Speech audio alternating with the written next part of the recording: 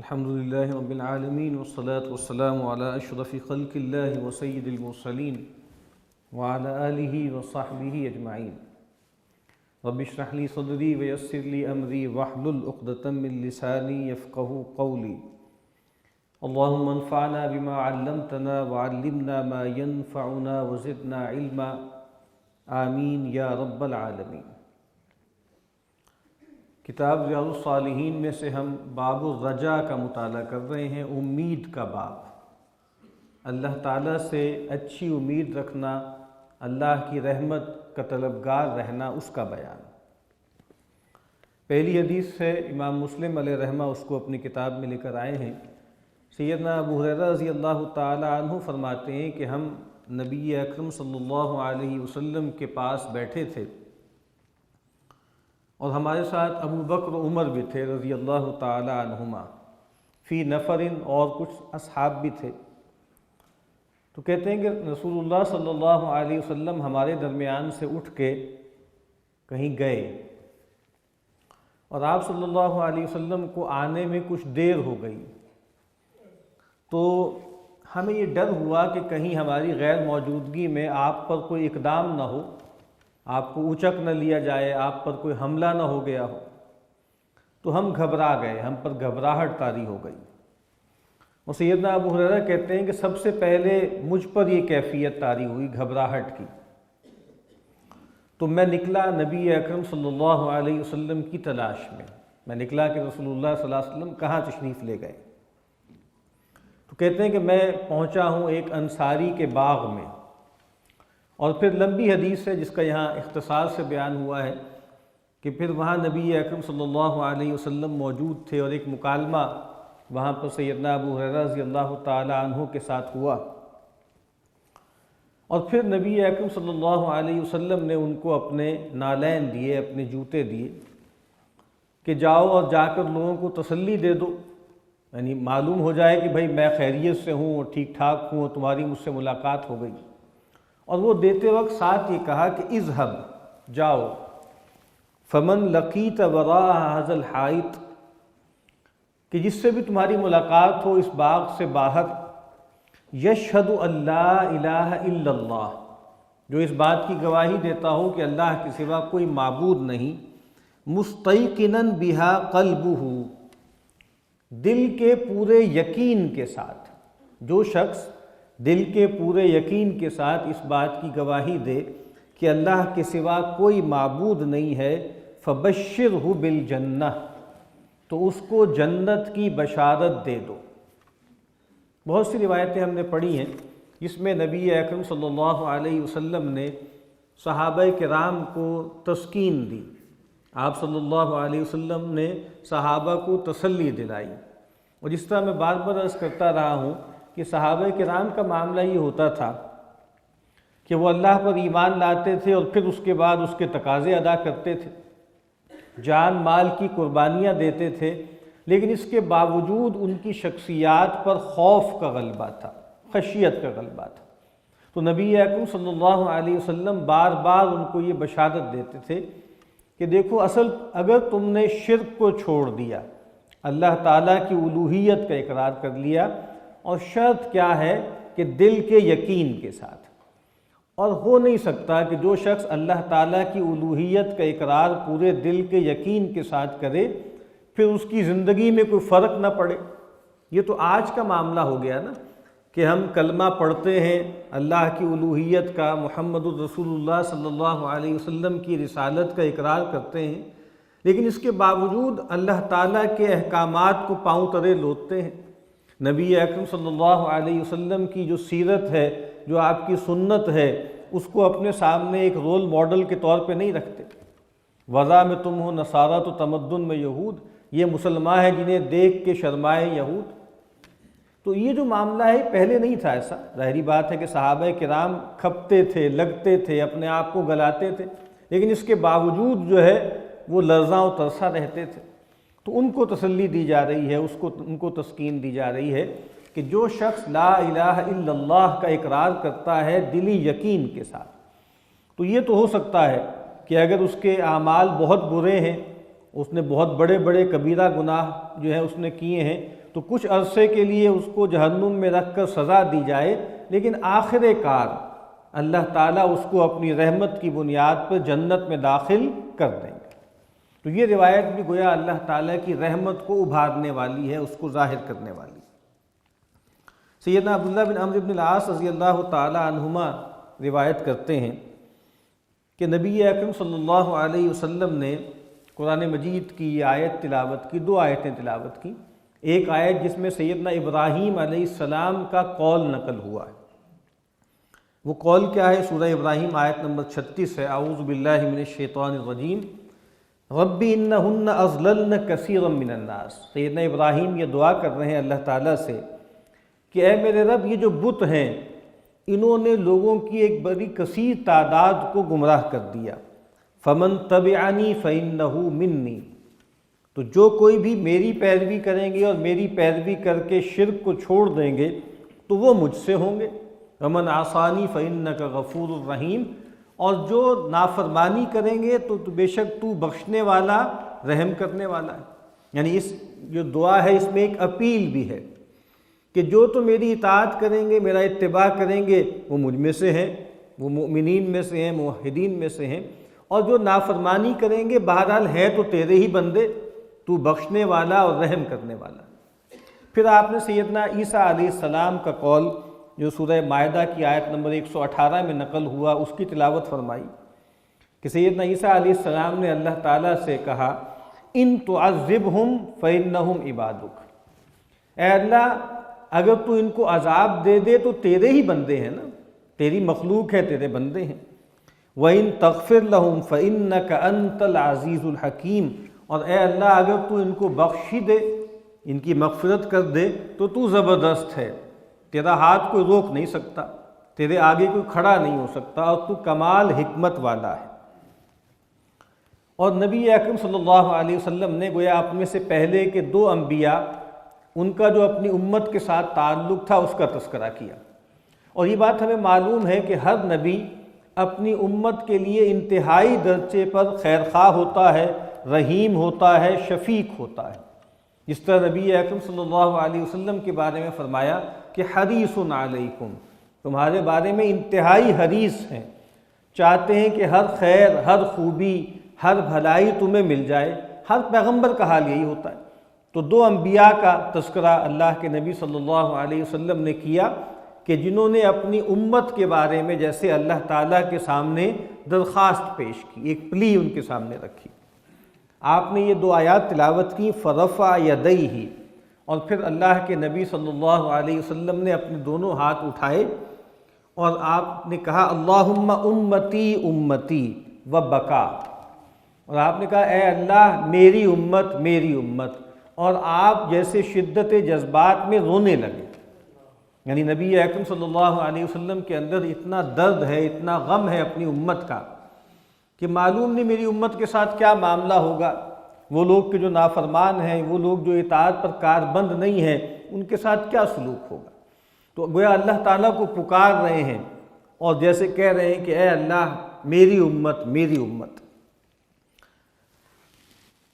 فقال اللہ عز وجل، تو اللہ تعالیٰ نے فرمایا یا جبریل اذهب الی محمد، کہا جبریل سے کہ اے جبریل جاؤ محمد کے پاس صلی اللہ علیہ وسلم، وربک اعلم، اور آپ کا رب خوب جانتا ہے۔ ظاہری بات ہے یہ تو ایک واقعہ ہے اور اس میں ہمارے لیے ایک پیغام ہے، اس لیے یہ کہا گیا ہے، ورنہ ایسے تھوڑا ہی ہے کہ اللہ تعالیٰ کو معلوم ہوگا، سیدنا جبریل جائیں گے اور پوچھ کے بتائیں گے تو اللہ کو معلوم ہوگا، اللہ خوب جانتے ہیں۔ اور کہا کہ جاؤ محمد کے پاس صلی اللہ علیہ وسلم، فسلہ ما یبکی، اور ان سے پوچھو کہ کیا چیز ان کو رلا رہی ہے، وہ کاہے کو روتے ہیں۔ فاتاہ جبریل فاخبرہ رسول اللہ صلی اللہ علیہ وسلم بما قال، تو جبریل ان کے پاس گئے اور اللہ کے نبی صلی اللہ علیہ وسلم نے ان کو بتایا کہ بھئی کس وجہ سے وہ یہ کر رہے ہیں، اپنی امت کی درد میں، اپنی امت کے غم میں وہ اللہ کو پکار رہے ہیں۔ وہو عالم، حالانکہ اللہ خوب جانتے ہیں۔ فقال اللہ تعالی، تو پھر جب سیدنا جبریل نے جا کر بتایا کہ محمد صلی اللہ علیہ وسلم اپنی امت کے بارے میں بہت پریشان ہیں اور اس کو لے کر بہت غمگین ہیں، تو اللہ تعالیٰ نے فرمایا یا جبریل، اے جبریل اذهب الی محمد، جاؤ محمد صلی اللہ علیہ وسلم کے پاس، فقل، اور ان سے کہو، انا سنرضیک فی امتک، ہم ان قریب آپ کو خوش کر دیں گے آپ کی امت کے حوالے سے، ولا نسوءک، اور ہم آپ کو ناراض نہیں کریں گے، یعنی آپ پریشان نہ ہو، آپ غمگین نہ ہو، جو آپ کی چاہت ہے، جس طرح آپ چاہتے ہیں کہ آپ کی امت کے ساتھ رحمت کا، شفقت کا، کرم کا معاملہ کیا جائے، ہم ایسا ہی کریں گے۔ اسی لیے امت محمدیہ کو امت مرحومہ بھی کہا جاتا ہے، کہ یہ وہ امت ہے جس پر اللہ تعالیٰ کی خاص شفقت ہے، اللہ کی خاص رحمت ہے۔ تو باب الرجا میں امام نووی علیہ رحمہ اس روایت کو بھی لے کر آئے ہیں، یہ بتانے کے لیے کہ نبی اکرم صلی اللہ علیہ وسلم کی خاطر، آپ کی وجہ سے گویا اللہ تعالیٰ اس امت کے لیے خاص شفقت اور رحمت کا معاملہ فرمائیں گے۔ سیدنا معاذ بن جبل رضی اللہ تعالیٰ عنہ کہتے ہیں، کنت ردف النبی صلی اللہ علیہ وسلم علی حمار، ایک موقع پر میں نبی اکرم صلی اللہ علیہ وسلم کے ساتھ گدھے پر آپ کے پیچھے سوار تھا، فقال، تو آپ نے مجھ سے ایک سوال کیا، یا معاذ هل تدری ما حق اللہ علی عبادہ وما حق العباد علی اللہ، اے معاذ کیا تم جانتے ہو کہ اللہ تعالیٰ کا اپنے بندوں پر کیا حق ہے اور بندوں کا اللہ پر کیا حق ہے؟ قلت، معاذ کہتے ہیں میں نے عرض کی، اللہ و رسولہ اعلم، اللہ اس کے رسول خوب جانتے ہیں، بہتر جانتے ہیں۔ قال، تو نبی اکرم صلی اللہ علیہ وسلم نے فرمایا، فإن حق اللہ علی العباد ان یعبدوہ، کہ بے شک اللہ تعالیٰ کا حق بندوں پر یہ ہے کہ وہ اسی کی بندگی کریں، ولا یشرکوا بہ شیئا، اور اس کے ساتھ کسی کو شریک نہ ٹھہرائیں۔ اللہ تعالیٰ کا سب سے بڑا حق کیا ہے؟ کہ اس کے بندے اس کے ساتھ بے وفائی نہ کریں، غداری نہ کریں، شرک نہ کریں۔ کوتاہیاں تو ہو جاتی ہیں، گناہ تو ہو جاتے ہیں، لیکن اصل حق کیا ہے؟ کہ وہ اللہ جس نے پیدا کیا، جس نے جسم و جان کی تمام صلاحیتیں دیں، تو اس کے ساتھ بندگی میں کسی کو شریک نہ ٹھہرایا جائے۔ اور پھر فرمایا، وَحَقَّ الْعِبَادِ عَلَى اللَّهِ أَلَّا يُعَذِّبَ مَن لَّا يُشْرِكُ بِهِ شَيْئًا، اور بندوں کا حق اللہ پر یہ ہے کہ پھر جو اس کے ساتھ کسی کو شریک نہ ٹھہرائے تو اللہ تعالیٰ اس کو عذاب نہ دے، یعنی جو شرک نہیں کرے گا اللہ تعالیٰ اس کو ابدی جہنم کا عذاب نہیں دیں گے۔ جو شخص موحد ہے، جو شخص اللہ پر ایمان رکھتا ہے، پھر اس کے بعد اس کے اعمال کتنے بھی برے ہوں،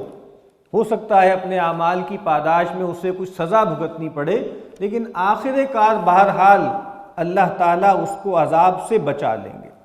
فقلت یا رسول اللہ افلا ابشر الناس،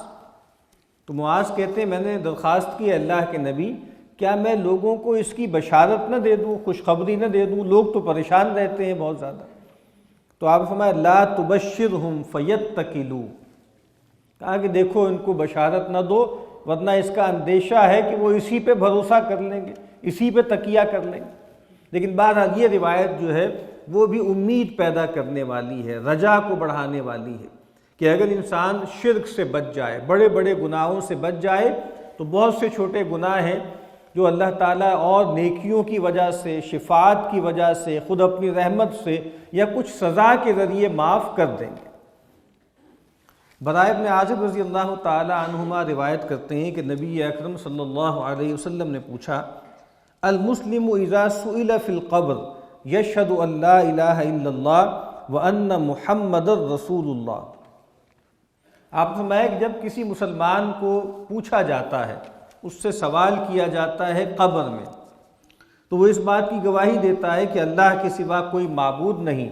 اور وہ اس بات کی گواہی دیتا ہے کہ محمد صلی اللہ علیہ وسلم اللہ کے رسول۔ یہ آپ کو معلوم ہے، صحیح احادیث میں اس کا بیان ہے کہ قبر میں انسان کے ساتھ جو ہے اس کا محاسبہ ہوگا، پوچھ پریت ہوگی، فرشتے آئیں گے اور 3 سوال کریں گے۔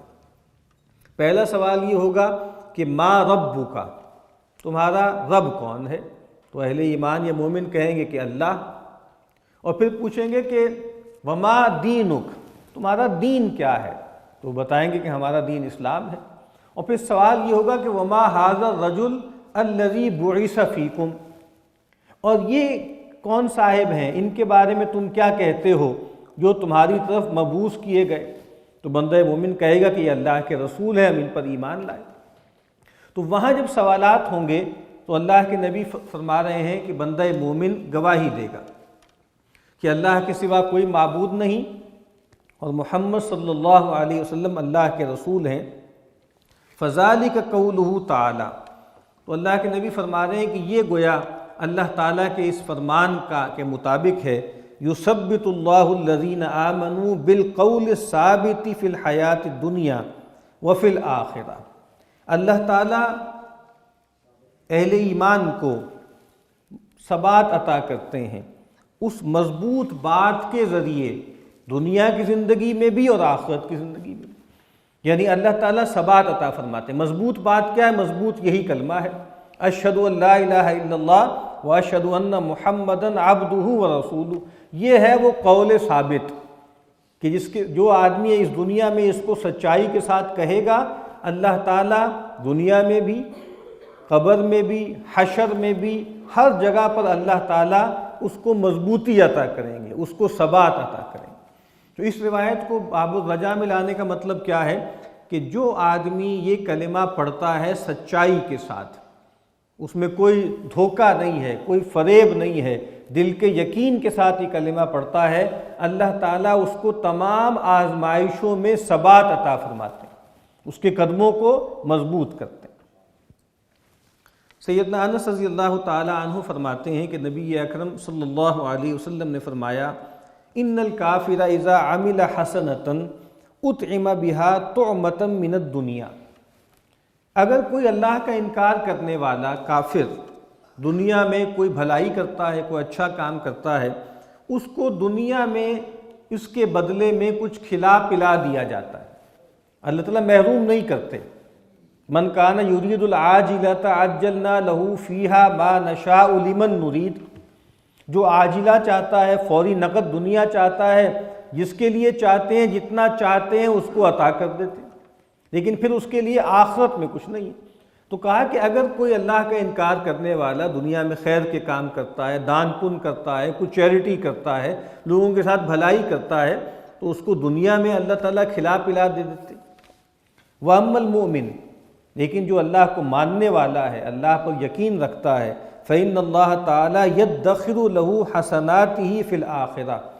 تو اللہ تعالیٰ اس کی نیکیوں کو ذخیرہ کر دیتے ہیں اس کے لیے آخرت میں۔ اصل میں جو اس کو نیکیوں کا اجر چاہیے وہ کہاں چاہیے؟ وہ آخرت میں چاہیے، جہاں اس کو ضرورت ہے، جہاں اس کی ابدی زندگی ایٹ سٹیک ہے۔ تو کہا کہ اللہ تعالیٰ اس کی نیکیوں کو ذخیرہ کر لیتے ہیں آخرت میں۔ وَيُعْقِبُهُ رِزْقًا فِي الدُّنْيَا، اور دنیا میں اس کی فرما برداری کی وجہ سے اس کو رزق دیتے رہتے ہیں، یعنی رزق جو ہے وہ کافر کو بھی ملتا ہے، رزق مومن کو بھی ملتا ہے۔ کافر کو تو ملتا ہے تو دنیاوی بھلائی کی بنیاد پہ مل جاتا ہے، اور مومن کو ملتا ہے اس کی اطاعت کی بنیاد پر، لیکن اس کا جو اصل اجر ہے وہ اللہ تعالیٰ آخرت میں اٹھا رکھتے ہیں۔ اسی ایک اور روایت ہے اسی مضمون کی، ان اللہ لا یظلم مؤمنا حسنۃ، اللہ تعالیٰ کسی مومن پر کوئی زیادتی نہیں کرتے، کوئی ظلم نہیں کرتے اس کی نیکی کے حوالے سے۔ یوتا بہا فی الدنیا، مومن کو دنیا میں عطا کیا جاتا ہے اس نیکی کی وجہ سے، اللہ تعالیٰ اس کو نوازتے ہیں، نعمتوں سے نوازتے ہیں۔ وَيُجْزَى بِهَا فِي الْآخِرَةِ، اور آخرت میں اس کی جزا اس کو دی جاتی ہے۔ دنیا میں جو کچھ ملتا ہے، چاہے کسی مسلمان کو چاہے کسی کافر کو، وہ اصل میں جزا نہیں ہے، وہ تو اللہ کی ایک عطا ہے، وہ سب کو دیتا ہے۔ جزا اصل میں آخرت میں، دنیا دار العمل ہے، آخرت دار الجزا ہے۔ اور کہا وَأَمَّا الْكَافِرُ، اور جہاں تک کافر کا معاملہ ہے، فَيُطْعَمُ بِحَسَنَاتِ مَا عَمِلَ لِلَّهِ، تو اس کو جو نیکیاں اس نے بظاہر اللہ کے لیے کی ہوتی ہیں اس پر اس کو کچھ کھلا پلا دیا جاتا ہے، نواز دیا جاتا ہے۔ یعنی وہ لوگ کہ جو اللہ کو نہیں مانتے، وہ کوئی نہ کوئی تصور رکھتے ہیں نیکی کا، خیر کا، یا اللہ کو مانتے ہیں رسول اللہ کو نہیں مانتے، یعنی آخرت میں تو اللہ پر اور آخرت پر وہ ایمان معتبر ہے جو محمد الرسول اللہ صلی اللہ علیہ وسلم کے ذریعے پہنچا ہو۔ اللہ کا وہ تعارف اب معتبر ہے۔ تو ہو سکتا ہے پچھلے کچھ انبیاء پر ایمان رکھتے ہوں اور اللہ کو بھی مانتے ہوں اور کچھ نیکیاں کرتے ہوں تو اللہ تعالیٰ ان کو دے دیں گے، کھلا پلا دیں گے۔ تو فَيُطْعَمُ بِحَسَنَاتِ مَا عَمِلَ لِلَّهِ تَعَالَى فِي الدُّنْيَا حَتَّى إِذَا أَفْضَى إِلَى الْآخِرَةِ، یہاں تک کہ جب وہ آخرت میں پہنچیں گے اللہ کی جناب میں، لَمْ يَكُنْ لَهُ حَسَنَةٌ يُجْزَى بِهَا، اس کے پاس کوئی نیکی نہیں ہوگی جس کا اس کو بدلہ دیا جائے۔ تو یہ بہت اہم بات ہے، اللہ تعالیٰ اپنے ماننے والوں کو اور نہ ماننے والوں کو برابر نہیں کریں گے۔ اس دنیا میں تو ایک آزمائش ہے، بعض اوقات ہم دیکھتے ہیں کہ نہ ماننے والوں کو زیادہ نوازا جاتا ہے اور ماننے والے تکلیف میں ہوتے ہیں، مصیبت میں ہوتے ہیں، پھٹے حالوں میں ہوتے ہیں۔ اس سے پریشان نہیں ہونا چاہیے، کیونکہ جو اصل زندگی ہے، ابدی زندگی ہے، جو زندگی اصل میں استحقاق کی بنیاد پہ ملے گی، دنیا آزمائش کی بنیاد پہ خلق ہوئی ہے، وہ آخرت ہے، اور کہا کہ وہاں اہل ایمان کو اللہ تعالیٰ نعمتوں سے، رحمتوں سے نوازیں گے، اور جو اس کو ماننے والے نہیں ہیں ان کو دنیا میں اللہ تعالیٰ کچھ دے دلا کے فارغ کر دیں گے، لیکن آخرت میں ان کے لیے کچھ نہیں۔ وآخر دعوانا الحمدللہ رب العالمین۔